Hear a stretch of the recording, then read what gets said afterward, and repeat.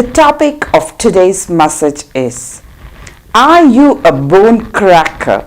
Are you a bone cracker? Today, there are many types of Christians. One is the milk drinking Christian. They are happy with just a word on the new year, a promise on the new year, and they are excited and happy. But there is yet another group of Christians. They are meat eaters. Meat eaters. They want solid food from the Word of God. They meditate on the Word of God and they are satisfied with it. There is yet another group of Christians who are bone crackers. They crack the bone and consume the marrow. And these people, only to these people, God reveals the hidden treasures. So my question today is, are you a milk drinker, a meat eater, or a bone cracker? I mean a marrow eater. Hallelujah, hallelujah. Today we are going to see a very, very interesting personality who cracked the bone, who went into the depths. A 16th generation, for 16 generation, that family was suffering from a curse, and this bone cracker cracked the bone and went in from curse to multiple, multi-purpose, multi-talented blessings. Hallelujah, hallelujah. We are going to meditate on 1 Samuel chapter 1 verse 10. And she was in bitterness of soul and prayed to the Lord and wept in anguish. Now who is she? She is that bone cracker, and her name is Hannah, the wife of Elkanah. We see this verse opening with bitterness and anguish. We see of a woman who is barren. She has no children. So she's in a very bitter state of mind. And she's filled with anguish. Today, my dear brother, my dear sister, are you watching this program filled with bitterness because people around you are poking and pricking you all the time, speaking negative things? Are you filled with anguish because somebody has a blessing and you don't have that blessing? Then, my dear brother and sister, God wants to talk to you today. God wants to tell something to you today. Hannah was in such a situation. Her attitude was like, not a failure attitude, but she was a woman of prayer. Yes, she was in bitterness. Yes, she was filled with anguish. She was filled with anguish. That's what we read here. And she was the wife of Elkanah. Who is this Hannah? Who is this Elkanah? Every name mentioned in the Bible has a very deeper meaning to it. If we say Elkanah, he belonged to the family line of Korah. Korah, I'm sure all of us remember the Korah incident in the Bible. Let's read Numbers chapter 16 verses 1 to 4. Rebellion against Moses and Aaron. Now Korah, the son of Izhar, the son of Kohath, the son of Levi, with Dathan and Abiram, the sons of Eliab, and On, the son of Pelet, sons of Reuben, took men, and they rose up before Moses with some of the children of Israel, 250 leaders of the congregation, representatives of the congregation, men of renown. They gathered together against Moses and Aaron and said to them, you take too much upon yourselves, for all the congregation is holy, every one of them, and the Lord is among them. Why then do you exalt yourselves above the assembly of the Lord? So when Moses heard it, he fell on his face. We see about a man named Korah along with his associates Dathan, Abiram, and On join together and speak against the servants of God, Moses and Aaron. Today, my humble request to each one of you, please do not speak about any man or woman of God, any anointed servant of God. Please do not speak against them. It is a sin.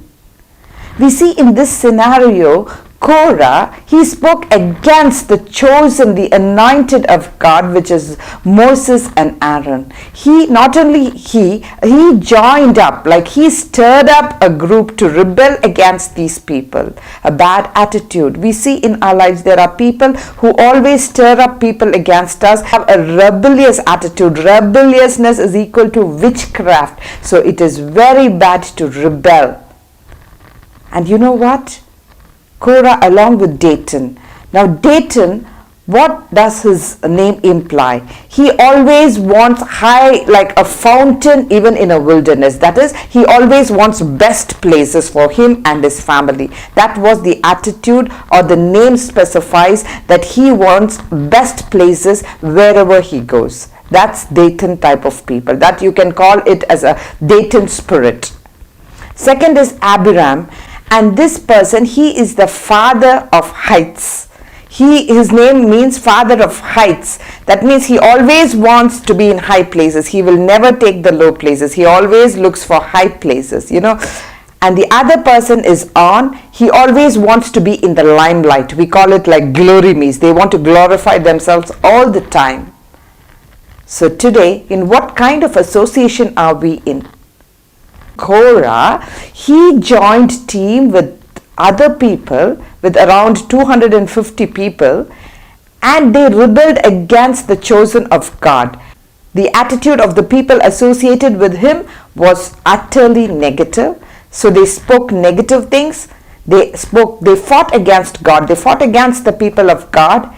And you know what was their end? When we read Numbers chapter 16, verses 31 and 32. Now it came to pass, as he finished speaking all these words, that the ground split apart under them, and the earth opened its mouth and swallowed them up with their households, and all the men with Korah with all their goods.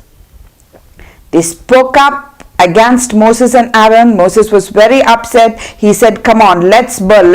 You burn incenses. We will also burn incenses. Let's see whom the Lord accepts. And finally, you know what happened? The Lord's anger comes on Korah and his team, and the earth splits open, and all the entire team who rebelled against Aaron and Moses, they go inside the earth. It's shocking to hear such things, right? Do not speak against the people of God. Respect people in authority whom God has ordained above you. It is none of our responsibility or duty to speak against the anointed people of God whom God has placed in authority. Now, why are we meditating about Korah? And what is the connection between Korah, Elkanah, and Hannah?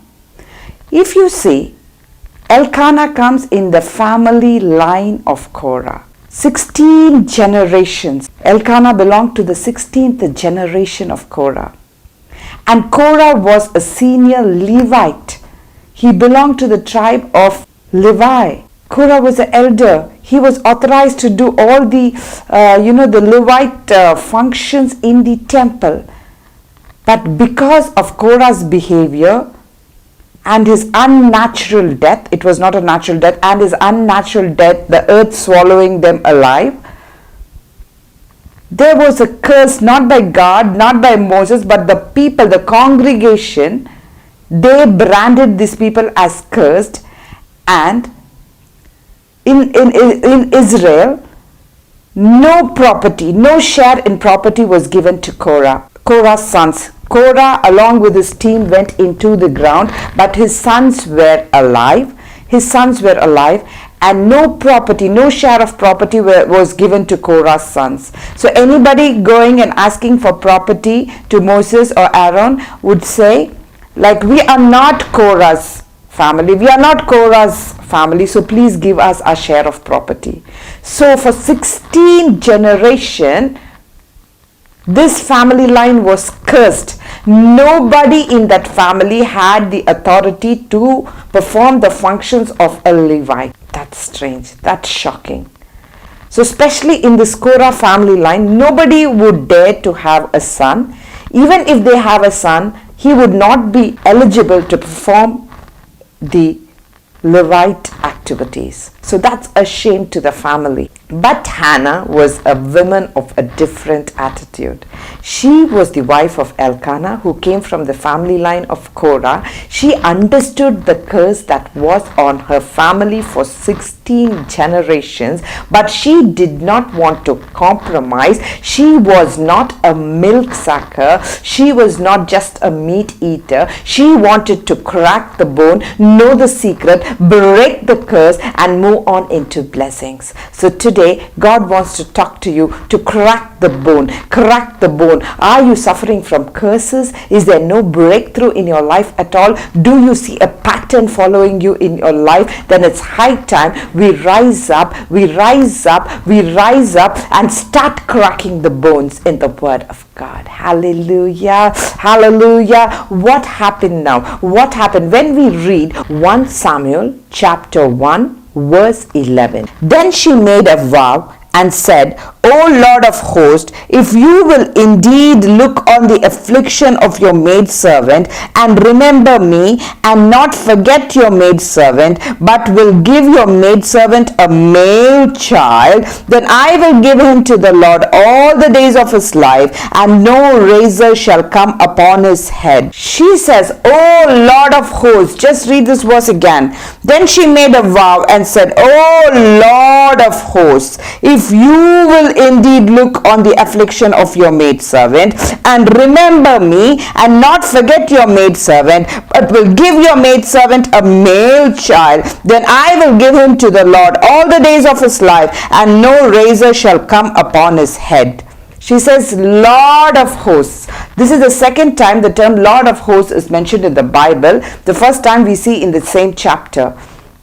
Lord of hosts, Jehovah Zebaoth. She's calling Jehovah Zebaoth. What does it mean? Lord of hosts, Lord of armies. There is a secret in what she addresses God. She says, Lord, I know what is happening in my family for 16 generations, Lord. Yes, Lord, it is true that this was the story of the ancestors in our family. But today, Lord, I'm going to cry out to you. I'm going to address you as the Lord of hosts, the Lord of armies. I'm going to call you as the Lord of armies. And if you bless me with a son, she's not asking for a baby, but she is very specific in her prayer, and she says, if you bless me with a son, I will give him to you. Hallelujah. How many of us are ready to give our blessings to God? To give God what God blesses us with is the greatest blessings ever. Hallelujah. Hallelujah. What is Lord of hosts? What is Lord of armies? And why is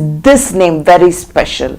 You know, Lord of armies. Armies are of two types. One is the heavenly army and the second one is the earthly army. What does the heavenly army consist of? The heavenly army consists of the sun, the moon, the stars, the Milky Way galaxy, the planets, etc., etc. This is the heavenly army. They do not have death, but they do not have death, and they never multiply. Whereas the earthly army is you, me, plants, animals, etc. We have death and resurrection, and we will definitely have eternal life. But in this earth, we will have death. At the same time, the Word of God says, we will multiply. We will multiply. That is, the earthly army will multiply. That is the Word of God. God says, I will bless you. I will multiply you. So look at her prayer. She says, Lord of armies. There are two armies. One is the earthly army. One is the heavenly army. And I, a woman, I belong to the earthly army. And I am your army. I need to be blessed and multiplied. I cannot be barren. Lord of hosts, Lord of armies, Jehovah Zebaoth, Jehovah Zebaoth. You are the Lord of hosts. You are the Lord of hosts, the Lord of armies. And I am the earthly army. I belong to your army. I cannot be barren, and therefore if you bless me with a son, I will give him to you. Hallelujah. Look at her prayer. Look at the depth of the prayer. She is truly a bone cracker because she understood how to address God. She understood how to get her breakthrough. Hallelujah. Hallelujah. Today, in whatever situation you are, just cry out, say, Lord of hosts, Lord of armies, Jehovah Zavayoth, I belong to your army, God. I belong to your army, God. Your army cannot be cursed, Lord. Your army cannot be barren, Lord. Your army cannot be poverty-stricken, Lord. Because I serve the Lord of hosts. I serve the Lord of hosts. I serve Jehovah Zavayoth. Hallelujah. Hallelujah. Today, God is going to do something different. Watch out on your attitude today.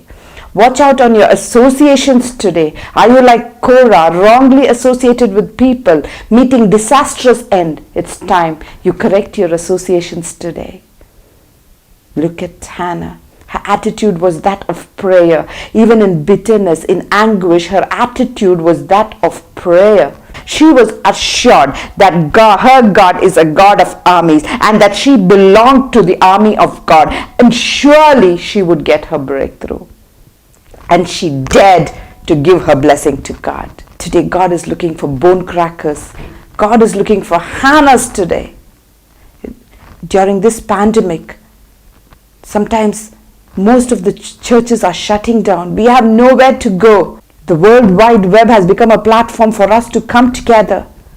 We used to define this World Wide Web in different aspects and perspectives earlier, but today it's a platform for all of us to meet and discuss and share the Word of God and to fellowship with one another. So it's high time we all rise up. We need to rise up. Hannah, stand up, rise up. Women, don't be sitting at home. Don't be sitting at home. Be like this Hannah who broke the curses in her family. For 16 generations there was a curse. But this woman rose up to be a woman of prayer. She knew her God. She was assured that she belonged to the Lord of armies. She knew who her God was. Hallelujah. Today, do you and me know who our God is? If we know who our God is, we will not be cribbing or complaining about our problems. Rather, we would be standing as living testimonies, glorifying the word of. Her attitude was the attitude of prayer. Her association was with God. Her assurance was with God. Let us see her achievement. Did she receive her blessing? Let's read 1 Samuel chapter 1 verse 20 to 23. So it came to pass in the process of time that Hannah conceived and bore a son and called the name Samuel, saying, Because I have asked him from the Lord. Now the man Elkanah and all his house went up to offer to the Lord the yearly sacrifice and his vow. But Hannah did not go up, for she said to her husband, Not until the child is weaned, then I will take him, that he may appear before the Lord and remain there forever. So Elkanah, her husband, said to her, Do what seems best to you. Wait until you have weaned him. Only let the Lord establish his word. Then the woman stayed and nursed her son until she had weaned him. Amazing, isn't it? We read that God blessed her with a son. We see the opening verse as she was filled with bitterness and anguish, but she took a prayer, an assurance. She had an assurance that her God was the God of armies, the Lord of hosts. She prayed to God. She made a vow. She made a vow. And what happened in verse 20? We see that God blessed her with her son, and the son's name was Samuel. Samuel belonged to the 17th generation. For 16 generations, the family was cursed. But this boy, what happens is she asks her husband, Can I take him? Can I take this blessing and go leave him in the temple? You know, what would have been the age of Samuel then? For a mother, it is not very easy. Generally, the Jewish women feed their babies for around 3 years. Some document says for 2 years. So let's take it as 2 years. So she's just having a 2-year baby boy. And the husband says, okay, no problem. You can take the baby, but wait until God establishes his word. What should God establish? What is the promise that Elkanah is waiting for God to establish? Hannah made a prayer. She made a vow. God blessed her with a boy. So the promise is fulfilled. What else is Elkanah waiting for? The promise of the Levite tribe. The promise given to the Levite tribe to serve in God's house. To serve in God's house. This was missing in that family for 16 generations. And today, they are crying. They are crying with the tears of gratitude, saying, wait until God fulfills that promise which God has given to the tribe of Levi, that our children, our sons should work in the house of God. You know, Hannah takes this 2-year-old baby. She finishes the weaning period. She goes to the temple of God. And as she made the vow, she takes the baby there and she leaves the baby there. The baby grows in God's presence. And this family belonged to the Korah generation. How is it possible? It is miraculous. Samuel grew in the temple. It was not allowed. It was not allowed. This rights was not given to that family. Properties were not given. These people were condemned. They were rejected. But God protected Samuel. God protected Samuel. God, no one could speak anything. You know, Hannah, she knew her God so well. Let us read 1 Samuel chapter 2 verses 1 to Hannah's prayer. And Hannah prayed and said, my heart rejoices in the Lord. My horn is exalted in the Lord. I smile at my enemies because I rejoice in your salvation. No one is holy like the Lord, for there is none besides you, nor is there any rock like our God. Amen. You look at Hannah, now she is filled with delighted. She is smiling at her enemies. As a daring woman, she talks to the people around and she gives a bold speech declaring who her God is, and none of the people could speak anything. And Samuel grew in the presence of God, and Samuel was no ordinary blessing. He was a Levite, he was a prophet, he was a judge, he anointed kings, he was multi-talented, he had multi-purposes, he was a visionary, and God made him famous. He was so famous. Samuel was no ordinary blessing. Samuel was famous from Dan to Beersheba. He was a Levite, he was a prophet, he was a judge, he raised school of prophets, he anointed kings, he was multi-talent, multi-purpose, and he was so famous. This blessing was not an ordinary blessing, though it was from a cursed generation. But one woman's prayer, one woman who was a bone cracker, she understood what was happening in that family. She knew the truth. She knew, yes, that the ancestors in that family revolted against God. But surely there is a solution to every problem. There is a solution to every problem. She was not a problem seeker. She was the solution finder. She wanted solution. She went into God's presence. She knew who her God was. She knew what kind of prayer she has to do. And finally, when we read 1 Samuel chapter 2, the Lord kills and makes alive. He brings down to the grave and brings up. She's talking about Korah. He brings down to the grave. My God, yes, he punished Korah for his behavior, and also he brought us out of that curse by blessing us with Samuel. That's what that verse means. And also, even as we go further, he raises the poor from the dust and lifts the beggar from the ash heap to set them among princes and make them inherit the throne of glory. For the pillars of the earth are the Lord's, and he has set the world upon them. Hallelujah, hallelujah. God is an amazing God.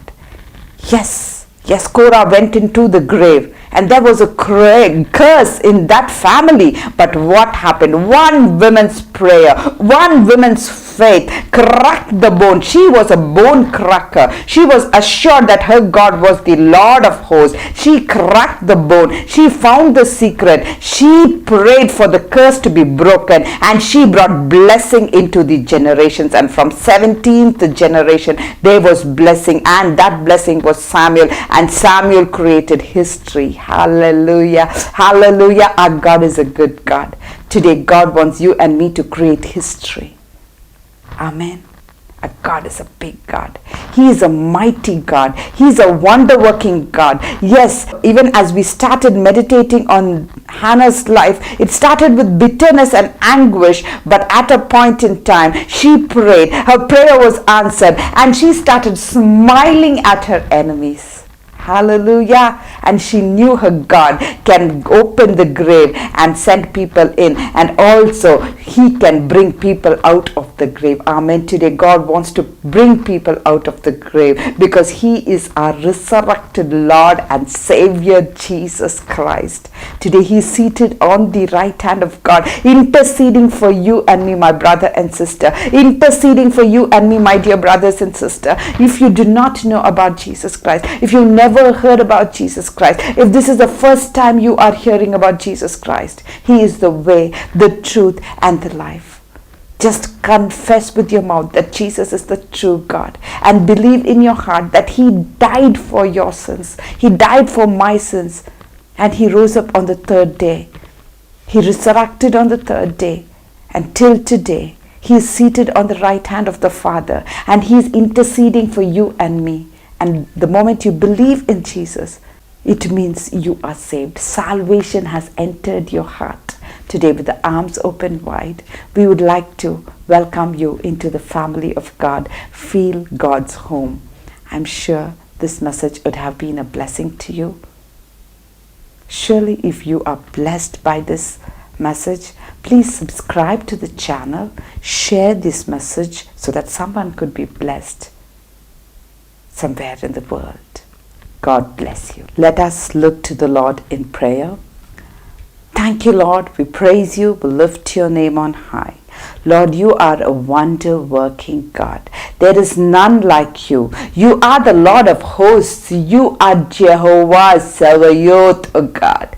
Lord, even as you heard Hannah's prayer, Lord, even as you heard Hannah's prayer, Daddy, I too belong to your army, God. I too belong to your army, Daddy. Lord, I pray, Daddy. I pray, Daddy. Lord, for my dear brothers and sisters who are watching this program, Daddy, with so much of need, oh God, with so much of rejection, Daddy, with so much of tears and trouble in their lives, Daddy. Lord, today I pray, Daddy, just as you heard Hannah's prayer, just as you heard Hannah's prayer, Daddy, hear our prayer today, oh God. Hear our prayer, oh God. Lord, especially pray for people without children today, Daddy.